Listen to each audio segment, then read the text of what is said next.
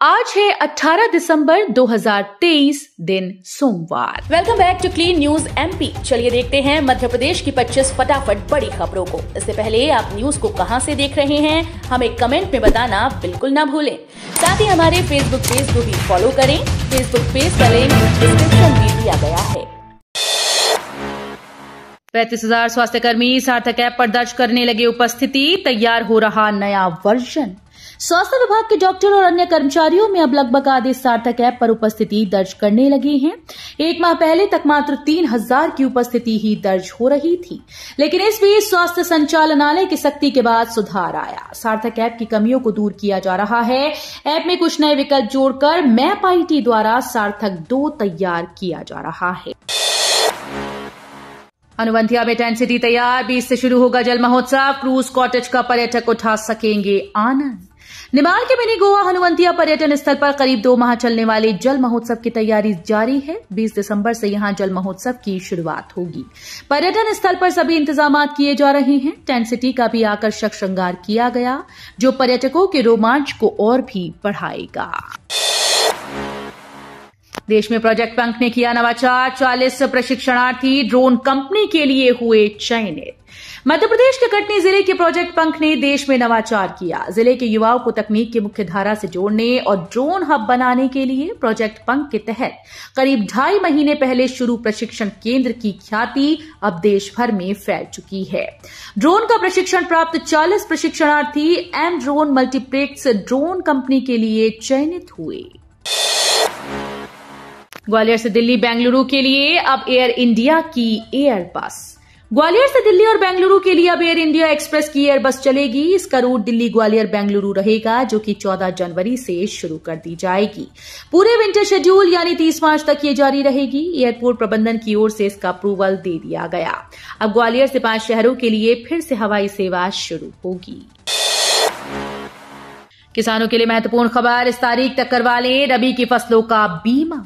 MP के किसानों के लिए महत्वपूर्ण खबर है। अगर आपने अभी तक रबी सीजन की फसलों का बीमा नहीं करवाया तो नए साल से पहले करवा लें, अन्यथा लाभ नहीं मिलेगा। ध्यान रहे कि प्रधानमंत्री फसल बीमा योजना के अंतर्गत रबी मौसम 2023-24 में गेहूं, चना समेत अधिसूचित फसलों का बीमा 31 दिसंबर तक करवा सकते हैं। इसके बाद नहीं होगा। इसके लिए किसान निकटतम कृषि विभाग के कार्यालय जाकर किसान प्रधानमंत्री फसल बीमा योजना की जानकारी ले सकते हैं। नए साल 2024 में इंदौर जिला न्यायालय में सिर्फ 96 दिन रहेगा अवकाश। न्यायपालिका को लेकर हमेशा आरोप लगते हैं कि न्यायालयों में कार्य दिवसों के मुकाबले अवकाश ज्यादा रहते हैं। यही वजह है कि देश के न्यायालयों में लंबित मामलों की संख्या में लगातार बढ़ोतरी हो रही है। लेकिन अब न्यायालयों की अवकाश कम करने की कवायद शुरू हो गई। मध्य प्रदेश उच्च न्यायालय के रजिस्ट्रार जनरल ने प्रदेश के जिला न्यायालयों के लिए वर्ष 2024 के प्रस्तावित अवकाशों की सूची जारी कर दी है। ग्वालियर जबलपुर में भी लागू होगा commissionerate system. CM doctor Mohan Yadav ने कहा कि इंदौर और भोपाल की तरह अब जबलपुर और ग्वालियर में भी पुलिस कमिश्नरेट सिस्टम लागू होगा। मुख्यमंत्री डॉक्टर मोहन यादव ने एक्स पर लिखा कि अपराध पर नकेल कसने के लिए लगातार कदम बड़े उठाए जा रहे हैं। मोदी की गारंटी यानी गारंटी पूरी होने की गारंटी, सुशासन और सुदृढ़ कानून व्यवस्था का संकल्प है। भोपाल व इंदौर के बाद अब जबलपुर और ग्वालियर में कमिश्नर प्रणाली लागू होगी। तीर्थदर्शन योजना सहित 38 योजनाओं पर लगी ब्रेक। एमपी की नवनिर्वाचित मोहन सरकार को प्रदेश की कमान संभालते ही वित्तीय संकट का सामना करना पड़ रहा है। एमपी सरकार के ऊपर फिलहाल 3,31,000 करोड़ रुपए का कर्ज है, जिसे देखते हुए मोहन सरकार ने महाकाल परिसर विकास और तीर्थ दर्शन जैसी योजनाओं में व्यय करने पर रोक लगा दी है। प्रदेश के 7.5 लाख कर्मचारी महंगाई भत्ता व 4.5 लाख सेवानिवृत्तों राहत भत्ता मिलने का इंतजार। प्रदेश में एक बार फिर से भाजपा की नई सरकार बन गई। उज्जैन दक्षिण विधानसभा क्षेत्र से तीसरी बार चुनाव जीते डॉक्टर मोहन यादव को मुख्यमंत्री बनाया जा चुका है। अब मंत्रिमंडल के गठन को लेकर भाजपा आलाकमान मंथन कर रही है, लेकिन नई सरकार आने पर भी प्रदेश के कर्मचारियों का 4% महंगाई भत्ता नहीं बढ़ा है। इससे तृतीय वर्ग कर्मचारी संघ मध्य प्रदेश के पदाधिकारियों समेत 7.5 लाख कर्मचारी और 4.5 लाख सेवानिवृत्त कर्मचारियों में नाराजगी बढ़ती जा रही है। भोपाल में एक शहर एक कानून की मांग। भोपाल के पूर्व मेयर आलोक शर्मा ने सरकार से बड़ी मांग की है। उन्होंने कहा है कि सरकार एक शहर एक कानून लागू करे। शर्मा ने कलेक्टर को ज्ञापन सौंपकर कहा कि पुराने भोपाल में रात भर दुकानें खुलती हैं। यह चाय पान की दुकानों और होटल्स पर युवाओं की भीड़ लगती है। यहां गुमास्ता एक्ट का पालन नहीं हो रहा, इस कारण युवा गलत रास्ते पर चले जाते हैं। राहुल से जीतू और उमंग ने की मुलाकात। MP PCC chief Jitu Patwari और एमपी विधानसभा में नेता प्रतिपक्ष उमंग सिंगार से राहुल गांधी ने मुलाकात की। पार्टी आलाकमान की ओर से दोनों नेताओं को मध्य प्रदेश के लिए आगामी रणनीति और दिशा निर्देश दिए गए। प्रदेश स्तर पर आगामी लोकसभा चुनाव को लेकर रूपरेखा तैयार करने की जिम्मेदारी भी सौंपी गई है। केंद्रीय जेल में निराले तरीके से मना मानवाधिकार दिवस। कैदियों ने गाया जैसी करनी वैसी भरनी गाना। पर्यावरण के लिए पौधों का वितरण, अच्छी शिक्षा के लिए पुस्तकों का वितरण और ठंड में शरीर के बचाव के लिए वस्त्रों का वितरण, कुछ ऐसा ही नजारा केंद्रीय जेल भैरवगढ़ में मानवाधिकार दिवस पर आयोजित किए गए समारोह के दौरान देखने को मिला। यहां कैदियों को अपराध के नहीं बल्कि सन्मार्ग पर चलने की सीख दी गई। उनके मनोरंजन के लिए ऑर्केस्ट्रा प्रोग्राम रखा गया, जिसमें कैदियों ने खुद जैसी करनी वैसी भरनी जैसे गाने गाए। पुलिस ने धर्मगुरुओं का माला पहनाकर किया सम्मान। एमपी शासन द्वारा जारी फरमान का धर्मगुरुओं ने पालन करने की बात कही। कई धार्मिक स्थलों पर धर्मगुरुओं ने शासन के नियम का पालन कर अपने से ही लाउड स्पीकर्स को हटा दिया, जिसके चलते शहडोल पुलिस ने धर्मगुरुओं का माला पहनाकर स्वागत सम्मान किया। इससे पहले जिले के गोहपारू थाने में भी शांति समिति की बैठक का आयोजन किया गया। अगले वर्ष ही होंगे इंदौर अभिभाषक संघ के वार्षिक चुनाव। अब तक अंतिम मतदाता सूची तैयार नहीं। इंदौर अभिभाषक संघ के वार्षिक चुनाव वर्ष 2024 जनवरी में होंगे। अब तक अंतिम मतदाता सूची तैयार नहीं हुई। मतदाता सूची तैयार होने के बाद राज्य अधिवक्ता परिषद द्वारा गठित विशेष समिति मुख्य चुनाव अधिकारी के नाम की घोषणा करेगी। मुख्य निर्वाचन अधिकारी ही विधिवत चुनाव कार्यक्रम की घोषणा करेंगे। सामान्यतः चुनाव प्रक्रिया पूरी होने में 1 माह का समय लगता है। जिला न्यायालय में 25 दिसंबर से शीतकालीन अवकाश शुरू हो रहा है। एक्शन में सीएम मोहन यादव कलेक्टर्स की बैठक में कहा, कानून व्यवस्था को लेकर कोई समझौता नहीं। मुख्यमंत्री डॉक्टर यादव ने विकसित भारत संकल्प यात्रा के बेहतर क्रियान्वयन के निर्देश देते हुए कहा कि विकसित भारत संकल्प यात्रा से जनहितैषी योजनाओं का लाभ आम जनता को बेहतर ढंग से मिले।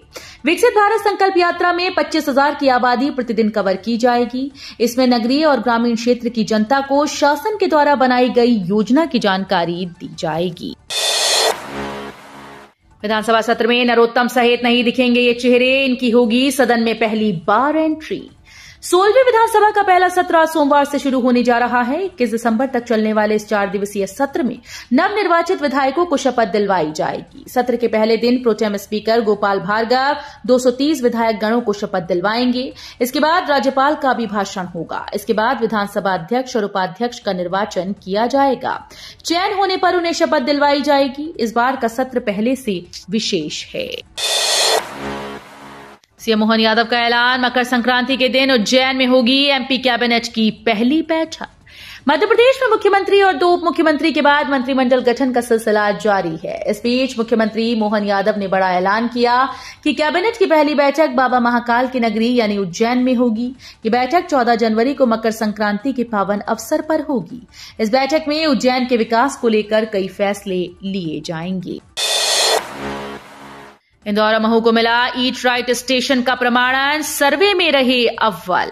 स्वच्छता में नंबर 1 इंदौर के नाम एक और उपलब्धि दर्ज हो गई। इंदौर और महू रेलवे स्टेशन को भारतीय खाद्य सुरक्षा एवं मानक प्राधिकरण ने ईट राइट स्टेशन का प्रमाणन दिया। ये प्रमाण पत्र 2 साल के लिए मान्य होगा। दोनों स्टेशन पर खाद्य सामग्री FSSAI के तय मानकों के अनुसार पाई गई, इसलिए ईट राइट स्टेशन की श्रेणी में स्टेशन को शामिल किया गया। मध्य प्रदेश मंत्रिमंडल की पहली बैठक अगले माह महाकाल की नगरी में। उज्जैन को घोषित कर सकते हैं तीर्थ नगरी। मध्य प्रदेश मंत्रिमंडल की पहली बैठक उज्जैन में होगी। बैठक में उज्जैन को तीर्थ नगरी घोषित किया जा सकता है। महाकाल सवारी मार्ग को चौड़ा करने, उज्जैन नागदा जावरा में मार्ग को 4 लेन में तब्दील करने और नानाखेड़ा बस स्टैंड से श्री महाकाल महालोक तक एलिवेटेड कॉरिडोर बनाने की योजना को हरी झंडी मिल सकती है। भारत की शानदार जीत, अफ्रीका को 8 विकेट से हराया। भारत ने पहले वनडे मैच में साउथ अफ्रीका को 8 विकेट से हरा दिया। अफ्रीका ने पहले बैटिंग करते हुए 117 रन का टारगेट दिया था। जवाब में भारतीय टीम ने 16.4 ओवर में ही मैच अपने नाम कर लिया। अपना पहला एक दिवसीय अंतर्राष्ट्रीय मैच खेल रहे साई सुदर्शन ने शानदार 55 रन की पारी खेली। इसके अलावा श्रेयस अय्यर ने 52 रन बनाए। नई मौसम प्रणाली से फिर बदलेगा मौसम, छाएंगे बादल, बारिश के भी आसार।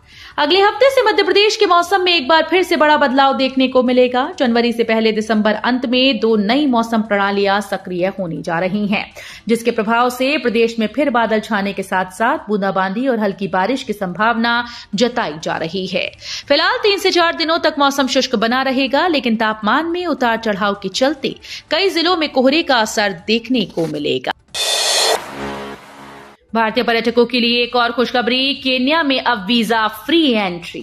भारतीय पर्यटकों के लिए दुनिया भर के कई देशों ने अपने दरवाजे खोल दिए। केन्या ने इस सप्ताह भारतीय समेत दुनिया भर के पासपोर्ट धारकों के लिए वीजा आवश्यकताओं को समाप्त कर दिया है। इसी हफ्ते ईरान ने भी अपने देश में आने वाले 33 देशों के यात्रियों के लिए वीजा की जरूरत को खत्म कर दिया था।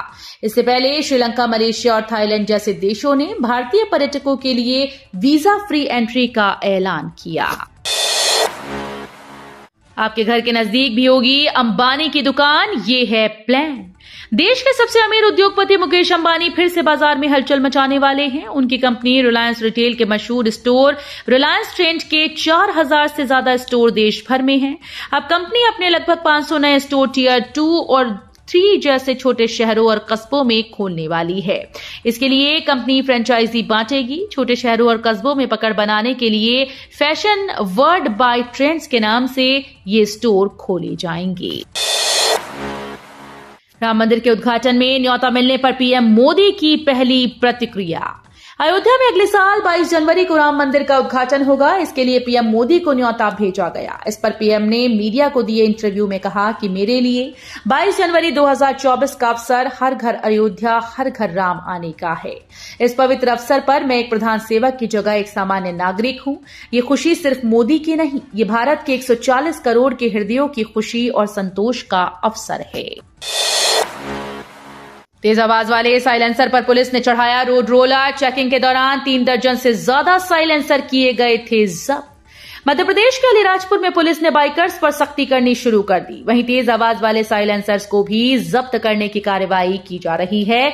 इसी सिलसिले में पुलिस ने रोड रोलर की मदद से 3 दर्जन से ज्यादा साइलेंसर को नष्ट किया। दरअसल पुलिस को तेज आवाज वाले साइलेंसर को लेकर लगातार शिकायतें मिल रही थीं, जिसके बाद ट्रैफिक पुलिस ने इस पर लगाम लगाने के लिए अवैध साइलेंसर के खिलाफ चेकिंग अभियान चलाया। तो ये थी आज की 25 फटाफट बड़ी खबरें। अगर आपको न्यूज पसंद आई हो तो वीडियो को लाइक और शेयर जरूर करें। धन्यवाद।